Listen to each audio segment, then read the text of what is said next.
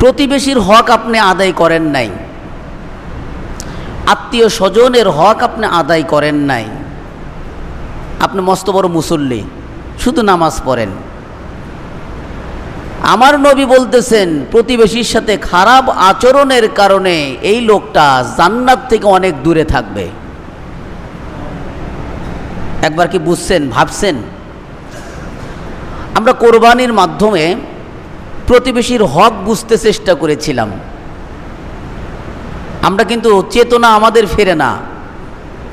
কোরবানি করলাম আমি, আল্লাহ তাআলা সন্তুষ্টির জন্য, এরই গোস্ত প্রতিবেশীকে দিতে হয়। কেন?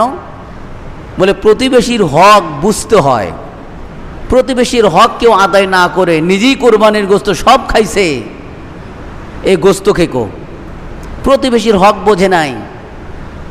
আমরা কোরবানির গোস্তর মাধ্যম দিয়ে প্রতিবেশীর হক বোঝার চেষ্টা করেছিলাম।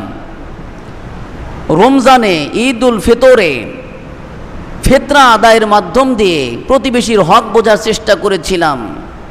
দান সাদকার মাধ্যমে প্রতিবেশীর হক বোঝার চেষ্টা করেছিলাম।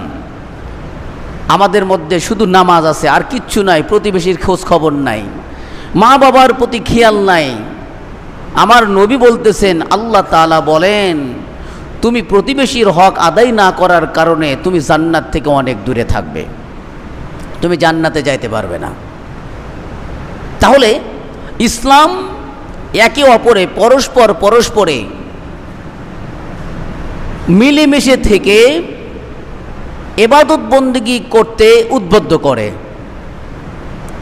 শুধু নামাজ আপনাকে নাজাত দিতে পারে না।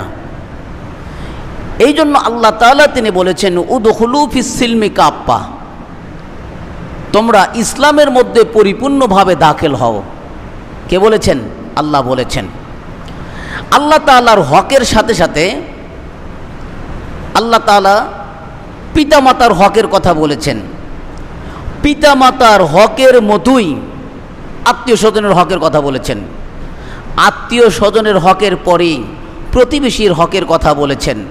প্রতিবেশীর হকের পরেই আপনি যার সাথে সঙ্গী সাথী বন্ধু তাদের হকের ব্যাপারেও আল্লাহ তাআলা উদ্বুদ্ধ করেছেন। আল্লাহ তাআলা সূরা নিসার 36 নম্বর আয়াতে আল্লাহ তাআলা তিনি বলছেন, তোমরা আল্লাহ তাআলার ইবাদত করো, তার সাথে কাউকে শরীক করো না। আল্লাহর ইবাদত কি? নামাজ, রোজা, হজ, যাকাত। এর সাথে সাথে আল্লাহ আর একটা কথা সতর্ক করছে, আল্লাহর ইবাদত করতে যাইয়া কারো সাথে আমার সমকক্ষ করো না, আমাকে শিরক করো না, আমার সাথে শরীক করো না কাউকে।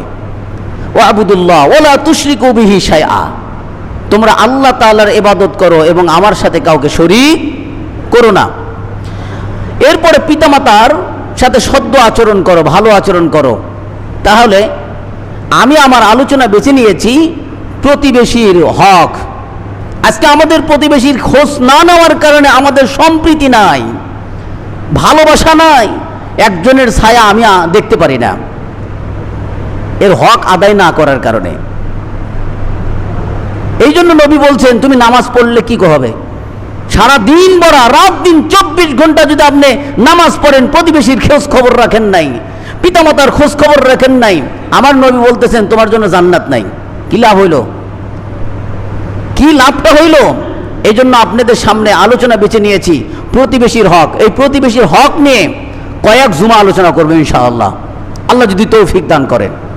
আমাদের জানা দরকার আছে, প্রতিবেশীর হক যারা জানছে ওই সমাজে কখনোই অশান্তি নাই, ওই সমাজে শান্তি শুধু বিরাজ করছে। ইসলাম প্রতিবেশীর হক রক্ষার্থে আদেশ করে।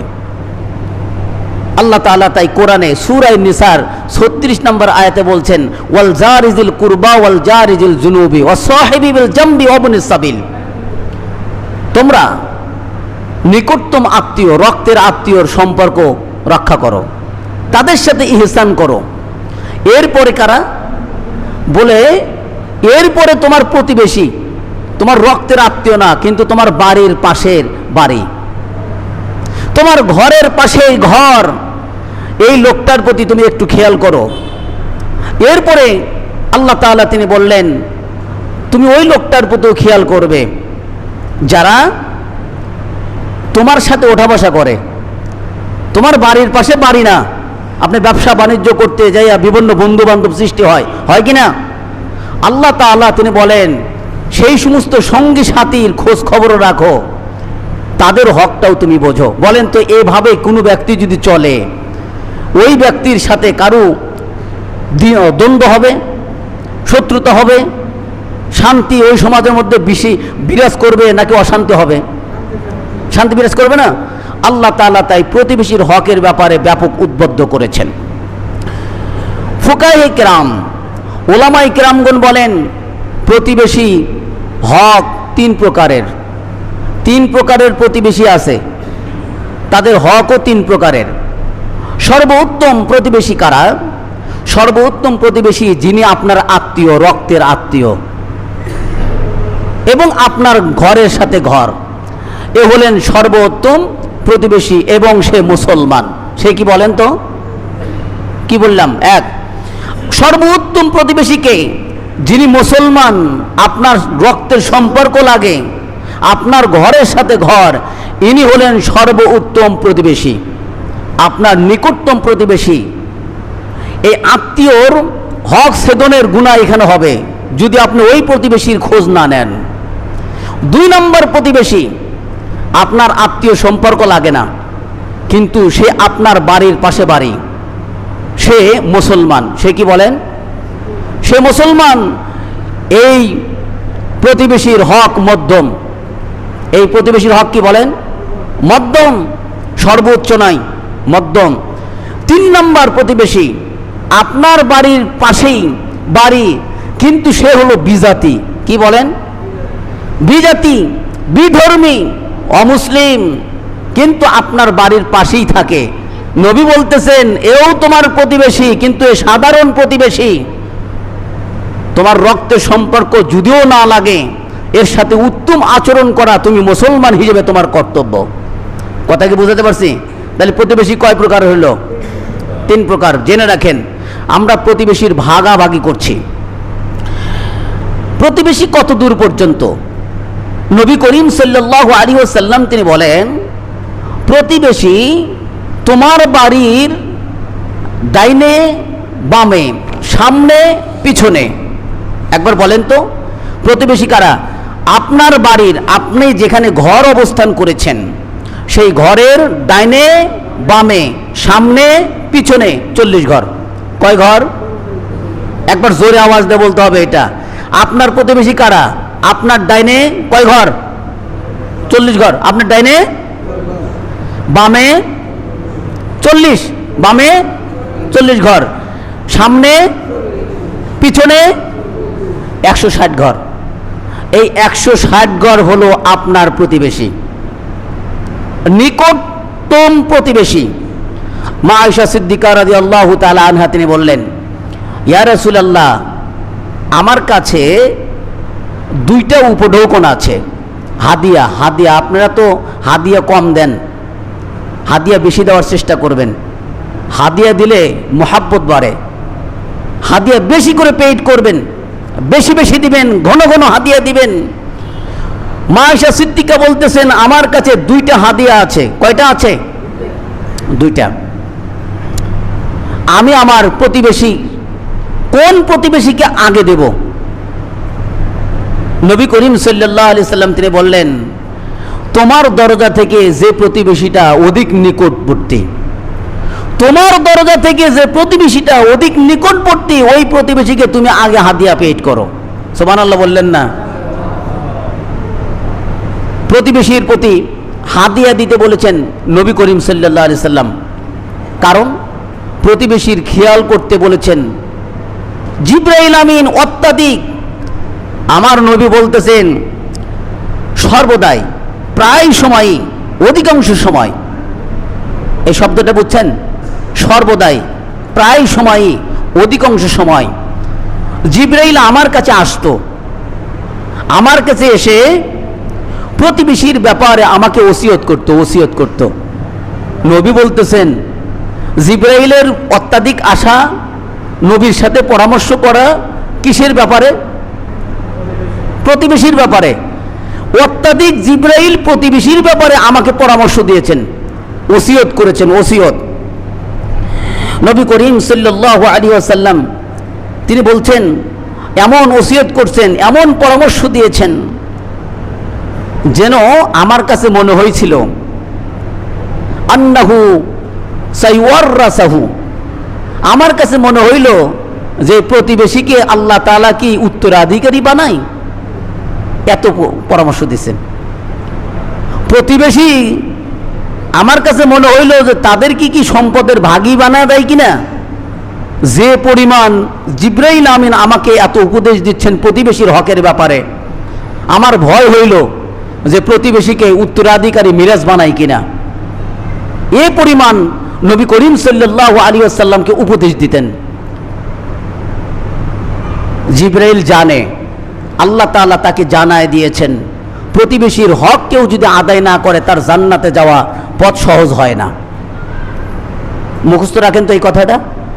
প্রতিবেশীর হক কেউ যদি সঠিক করে আদায় না করে, নামাজ পড়ছে ভাই, ওনাকে দেখেন খুব নামাজ পড়তেছে, তাহাজ্জুদ পড়তেছে, সব কিছুই করে, আল্লাহর ইবাদতে কোনো কমতি করে নাই, কিন্তু প্রতিবেশীর হকের ব্যাপারে সে গাফেল ছিল। নবী বলতেছেন তুমি জান্নাতে হতে পারো না, তুমি হবে হিয়া ফিন্নার, তুমি জাহান্নামী, তুমি জাহান্নামী। এটা আমি বলি নাই ভাই, নবীর কথা, এটা নবীর কথা। নবী করিম সাল্লাল্লাহু আলাইহি সাল্লামকে এত উপদেশ দিয়েছেন হযরতে জিবরাইল আমিন।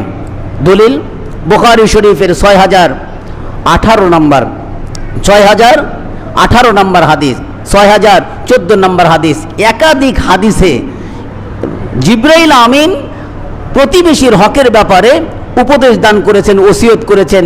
এই ব্যাপারে নবী করিম সাল্লাল্লাহু আলাইহি সাল্লাম আমাদেরকে সাক্ষী দিয়েছেন। আপনারা জানেন আল্লাহর নিকটে কোন ব্যক্তি প্রিয়, আল্লাহ তাআলার নিকটে উত্তম কোন ব্যক্তি। আপনার প্রতিবেশীর নিকটে যদি আপনি উত্তম হন, আল্লাহর কাছে আপনি উত্তম। বুঝাতে পারি নাই? সুবহানাল্লাহ, জোরে হ লাগতো। প্রতিবেশীর নিকটে আপনি যদি উত্তম হন, আল্লাহ তাআলার কাছে আপনি উত্তম। প্রতিবেশীর কাছে আপনি যদি অনুত্তম হন, মন্দ ব্যক্তি হন, মন্দ, আল্লাহ তাআলার কাছে আপনি অনুত্তম। এক জানাজার নামাজে নবী করিম সাল্লাল্লাহু আলাইহি ওয়াসাল্লামের সাহাবীরা এক ব্যক্তির প্রশংসা করতেছিলেন যিনি মারা গেছেন। আমরা অনেকে প্রশংসা করি না ভাই? প্রশংসা করি। সাহাবীরা যখন ওই লোকটার প্রশংসা করলেন, এ লোকটা এত ভালো ছিল, এত ভালো ছিল, আমার নবী সাল্লাল্লাহু আলাইহি ওয়াসাল্লাম বলছেন ওয়াজাবাত ওয়াজাবাত ওয়াজাবাত লাহ, আল্লাহ তাআলা ওর জন্য জান্নাত ওয়াজিব করেছেন, ওয়াজিব করেছেন, ওয়াজিব করেছেন। সাহাবীরা নতুন করে শব্দ শুনলেন, ইয়া রাসূলুল্লাহ, আপনি এমন বাক্য তো কখনো বলেন নাই, এরকম শব্দ চয়ন করলেন। বলে তোমরাই তো এই শব্দটাই চয়ন করেছো, তোমরাই হলে আল্লাহ তাআলার এই জমিনের সাক্ষী। আনতুমুশ শুহাদাউল আরদ, এই জমিনের মধ্যে তোমরাই হলে সাক্ষী। তোমরা যার ব্যাপারে ভালো বলেছো, আল্লাহ তাআলা তার ব্যাপারেই সাক্ষী দেন ভালো। তোমরা যার ব্যাপারে খারাপ বলো, আল্লাহ তাআলা তার ব্যাপারে খারাপ সাক্ষী দেন। নাউজুবিল্লাহ বললেন না? আপনার প্রতিবেশীর কাছে আপনি যদি ভালো, আমার নবী বলতেছেন আল্লাহর কাছে আপনি হবেন ভালো। দুনিয়ার ব্যক্তিরা যাকে ভালো বলে, আসমান ওয়ালারা তাকে ভালো বলে। দুনিয়ার ব্যক্তিরা যাকে মন্দ বলে, আসমান ওয়ালারা, আসমান ওয়ালারা বলতে বুঝছেন ফেরেশতারা, ফেরেশতারা তাকে মন্দ বলে। দলিল নবী করিম সাল্লাল্লাহু আলাইহি সাল্লাম বলেছেন, তিরমিজি শরীফের 1944 নম্বর হাদিসে বলেন, খৈরুল আসহাবি ইনদাল্লাহি খৈরুহুম লিসাহিবিহি, তোমার সাথীর মধ্যে উত্তম সাথী ওই ব্যক্তি, তোমার সাথীর মধ্যে উত্তম সাথী ওই ব্যক্তি যে ব্যক্তি বলে আমার ওই বন্ধুটা ভালো, আল্লাহ তাআলার নিকটে ওই ব্যক্তিটাই ভালো। তোমার প্রতিবেশীর মধ্যে উত্তম ওই ব্যক্তি প্রতিবেশীর নিকটে যে ব্যক্তি উত্তম, আল্লাহ তাআলার নিকটে ওই ব্যক্তি উত্তম। এই হাদিসে আল্লাহর নবী সাল্লাল্লাহু আলাইহি সাল্লাম উল্লেখ করে দিয়েছেন। আমাদের উচিত হবে না আপনি প্রতিবেশীকে ভুকা রেখে নিজে পেট ভরে খাবেন, প্রতিবেশীর হক আদায় করবেন না। প্রতিবেশীর কান্নায় আর্তনাদে আপনার কান ভারী হয়, অথচ আপনার চেতনা ফেরে না। আপনি নামাজ পড়ে যায় কি করবেন? আপনার নামাজ তো আপনাকে কাজে দিবে না, আপনার রোজা আপনাকে কাজ দিবে না, আপনার হজ আপনাকে কাজ দিবে না, আপনার দান সাদাকা আপনাকে কাজ দিবে না। আপনি প্রতিবেশীর আর্তনাদে নিজে পেট ভরে খেয়ে ঘুমান, অথচ প্রতিবেশীর প্রতি খেয়াল করেন না। আপনি তো প্রকৃত প্রতিবেশী হতে পারেন নাই। নবী করিম সাল্লাল্লাহু আলাইহি সাল্লাম তাই তিনি বললেন, মুসনাদ আহমদের হাদিস, প্রতিবেশীকে ভুকা রেখে তুমি তৃপ্ত হতে পারো না। তুমি যদি প্রকৃত মুমিন হও, তোমার পেট পূর্তি হবে, আর তোমার প্রতিবেশী অসহায় মানুষ তারা অনাহারে থাকবে। এটা প্রকৃত মুমিনের কাজ হতে পারে না। নবী করিম সাল্লাল্লাহু আলাইহি সাল্লাম তিনি বলছেন, দেখেন, প্রতিবেশীর সাথে খারাপ আচরণ, প্রতিবেশীকে কষ্ট দেওয়া, ওই ব্যক্তি জান্নাতে যাবে না। আচ্ছা বলেন, আপনাদের কাছে একটা প্রশ্ন করি, আমার নবী বলছেন এই কাজ করলে তুমি জান্নাতে যাবে না, আর আমরা বলতেছি এই কাজ করলে তুমি জান্নাতে যাবে, কার কথা সঠিক হবে বলেন তো? নবীর কথা সঠিক হবে না? নবী দলিল দিচ্ছেন, তুমি যদি প্রতিবেশীকে কষ্ট দাও তাহলে তুমি জান্নাতে প্রবেশ করতে পারবে।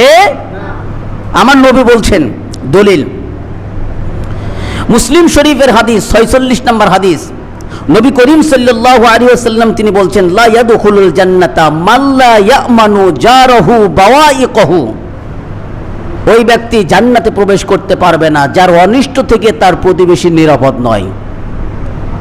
আপনি এখানে ব্যান্ডপেট্টি বাজান, বক্স বাজান, শব্দ দূষণ করে আপনার প্রতিবেশীকে কষ্ট দেন। আমার নবী বলতেছেন, তুমি প্রতিবেশীকে শব্দ দূষণ করে কষ্ট দিয়েছ, তোমার জন্য জান্নাত নাই। শুধু শব্দ দূষণ কেন, আপনি এমন একটা দুর্গন্ধ জিনিস রাখছেন, আপনার প্রতিবেশীর সেই দুর্গন্ধে অতিষ্ঠ হয়ে যাচ্ছে। আপনি প্রকৃত প্রতিবেশী হতে পারেন নাই, আপনার অনিষ্ট থেকে ওই প্রতিবেশী নিরাপদ থাকে নাই। আমার নবী বলতেছেন, লা ইয়াদখুলুল জান্নাতা, তুমি জান্নাতে প্রবেশ করতে পারবে না। আপনি মস্ত বড় একটা বিল্ডিং তুলছেন, আপনার পাশের প্রতিবেশীকে বাতাস ঠেকানোর জন্য। কি ঠেকানোর জন্য? মস্ত বড় বিল্ডিং তুলছেন, আপনি নিয়ত হলো পাশের বাড়িতে যেন বাতাস না লাগে। নবী বলতেছেন, তুমি তোমার প্রতিবেশীকে তাও কষ্ট দিয়েছ। হ্যাঁ, আপনার জায়গাতে আপনি খুঁটি গাড়বেন, নবী তারপরে বলেছেন, যার জায়গা সে যদি খুঁটি গাড়ে, তোমরা সেই খুঁটি দেওয়াতে বাধা দিও না। তার অধিকার আছে, কিন্তু আপনি প্রতিবেশী হিসাবে আপনাকে চিন্তা করতে হবে, আমার কারণে আমার প্রতিবেশী কষ্ট পায় কিনা। আমি কথাকে বুঝাতে পারছি? আপনার হক আছে, আপনি বড় বিল্ডিং করতে পারেন, কোনো সমস্যা নাই, কিন্তু আপনার একবার হলেও খেয়াল করতে হবে, আমার প্রতিবেশী পাশের বাড়ির বাতাসের কমতি হবে কিনা, ঘাটতি হবে কিনা। আপনি রান্না করতেছেন পোলাও কোরমা, আপনার প্রতিবেশী না খেয়ে আছে, এই পোলাও কোরমার সেন্ট ওই প্রতিবেশীর বাড়িতে যায়, আপনি এক টুকরাও তাকে দেন না। আমার নবী বলতেছেন, তুমি এই সেন্ট দিয়েই কষ্ট দিচ্ছ। তরকারি ঝোল পাঠাও, তুমি যখন তরকারি রান্না করবে তরকারিতে একটু পানি বেশি দিবে, তোমার প্রতিবেশীকে দিয়ে খাবাই। মা আয়েশা সিদ্দিকা রাদিয়াল্লাহু তাআলা আনহাকে বললেন, আয়েশা, সামান্যতম ছাগলের খুরাও যদি হয়, যে খুরাতে গোস্ত থাকে না, এরকম খুরাও যদি হয়, তোমার প্রতিবেশীকে দিয়ে খাও, এতে তোমরা কার্পণ্য করো না। প্রতিবেশীর খেয়াল করতে হবে। এক সাহাবী এসে নবী করিম সাল্লাল্লাহু আলাইহি ওয়াসাল্লামকে এসে প্রশ্ন করলেন, ইয়া রাসূলুল্লাহ, আমার এক প্রতিবেশী এরকম আছে, এক নারী, এক মহিলা, কি করে? বলে, ইয়া রাসূলুল্লাহ, সেই মহিলাটা এমন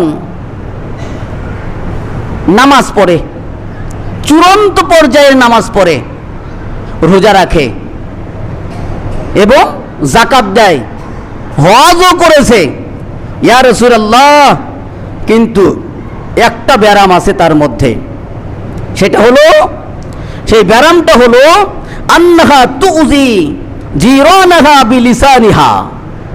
নবী বলতেছেন, নবীকে ওই সাহাবী এসে বলতেছেন, নামাজ রোজা হজ যাকাত তার কোনো কমতি নাই, কোনো কমতি নাই, 5 ওয়াক্ত নামাজ যথা টাইমে পড়ে, যাকাতও ফাইন দেয়, হজও সে সুন্দর করে, কোনো কাজই কমতি নাই, রোজাতেও কোনো কমতি নাই। কথা বুঝেন, আমরা খুব বড় নামাজিওয়ালা, কিন্তু প্রতিবেশীর বেলায় যাইয়া আমাদের কোনো হকের তোয়াক্কা করি না।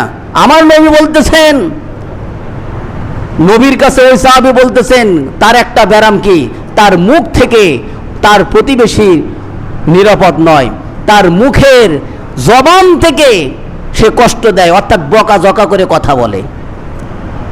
আমাদের এই সমাজে অনেক মানুষ আছে না ভাই, প্রতিবেশীকে গালিগালাজ করে, গালমন্দ করে, তার মুখ থেকে ওই প্রতিবেশী নিরাপদ থাকে না। নবী করিম সাল্লাল্লাহু আলাইহি ওয়াসাল্লামকে বললেন, ইয়া রাসূলুল্লাহ, ফাইন্না ফুলানা, এই ব্যক্তির নামাজ, এই ব্যক্তির রোজা, এই ব্যক্তির যাকাত, এই সমস্ত কিছুর ব্যাপারে আপনি কি বলেন? আমার নবী সাল্লাল্লাহু আলাইহি ওয়াসাল্লাম বলতেছেন, ফাহিয়া ফিন্নার, এই নামাজ রোজা করলে কি হবে, এ যাকাত দিলে কি হবে? এই ব্যক্তির ঠিকানা জাহান্নাম, কারণ তার মুখ থেকে তার প্রতিবেশী নিরাপদ নয়। নাউযুবিল্লাহ বললেন ভাই, আপনার সব ঠিক আছে, মুখ ঠিক নাই, আপনার মুখ দিয়ে যা ইচ্ছে তাই বকাঝকা করেন। উনি একজন নিরহ মানুষ, অসহায়, দুর্বল, আপনি দুর্বলের উপর তলোয়ার চালান মুখ দিয়ে। তলোয়ারের চাইতে মুখের আঘাত অনেক মারাত্মক, তলোয়ার দিয়ে আপনার দেহ কাটা যায়, কিন্তু মুখের আঘাতে মানুষ একদম চূর্ণ বিচূর্ণ হয়ে যায়।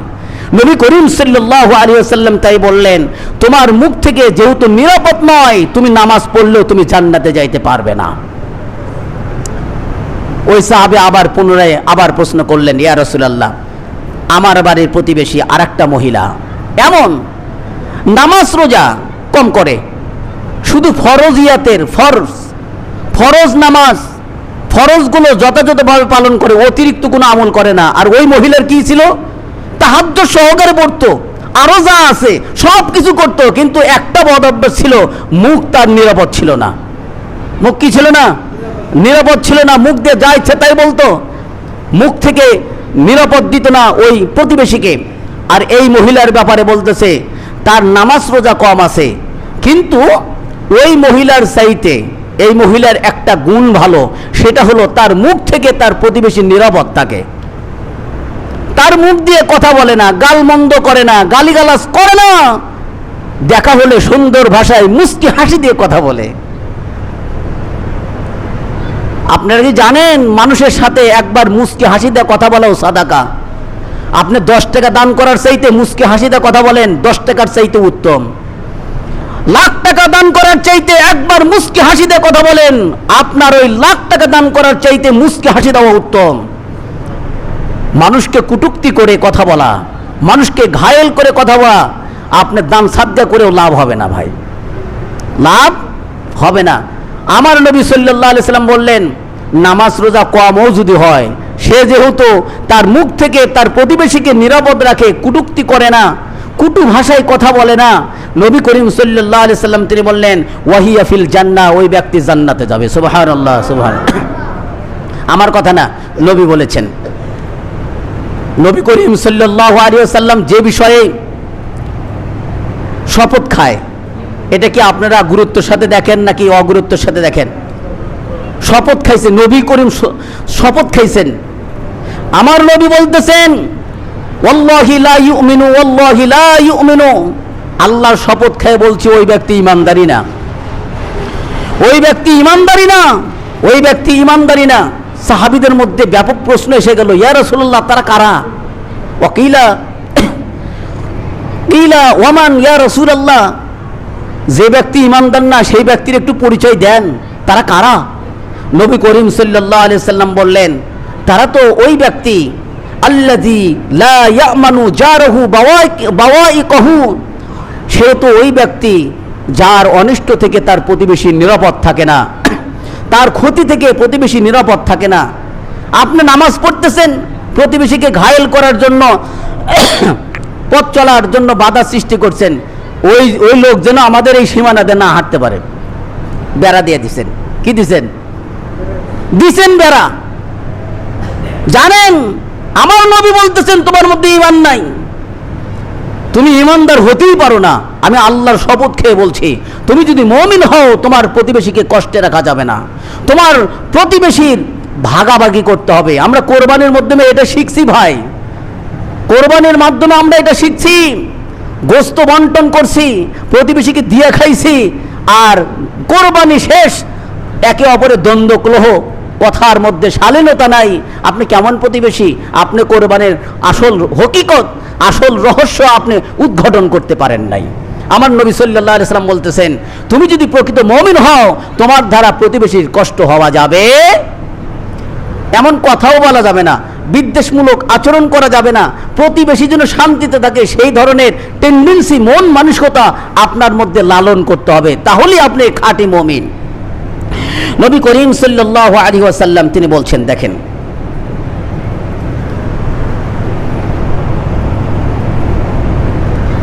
তুমি তো মুসলমানই হতে পারবে না,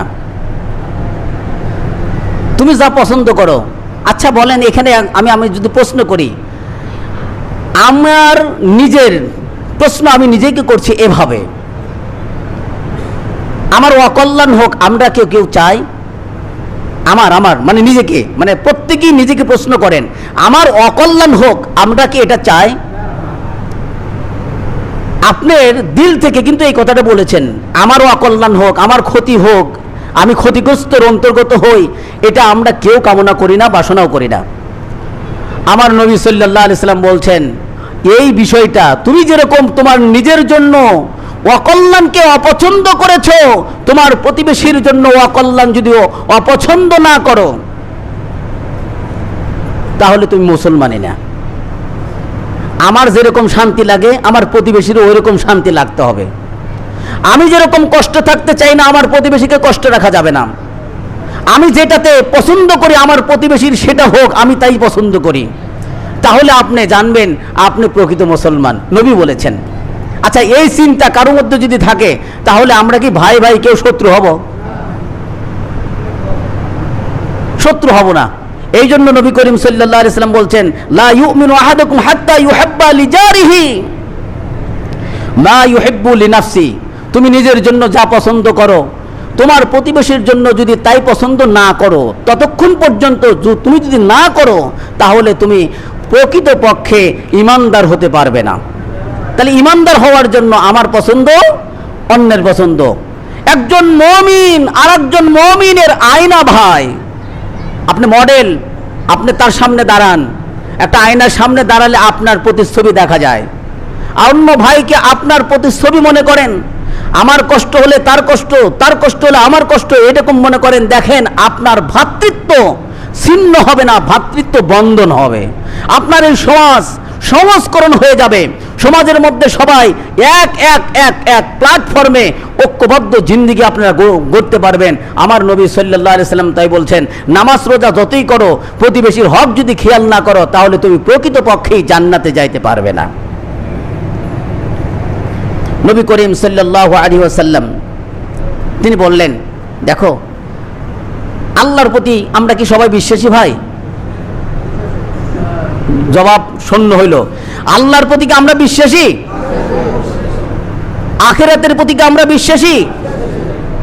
আল্লাহর নবী এইভাবে প্রশ্ন করছেন, মান কানা ইউমিনু বিল্লাহি ওয়াল ইয়াউমিল আখির, যে ব্যক্তি আল্লাহ এবং আখিরাতের প্রতি বিশ্বাসী হয় সে যেন মেহমানকে সম্মান করে। কি করে বলেন তো? মেহমানকে সম্মান করে।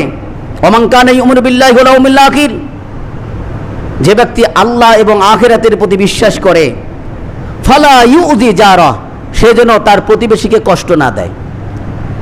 আমার মরতে হবে ভাই এবং আমার জান্নাত দরকার আছে, এই লোকটা কখনোই প্রতিবেশীর সাথে খারাপ আচরণ করতে পারে না।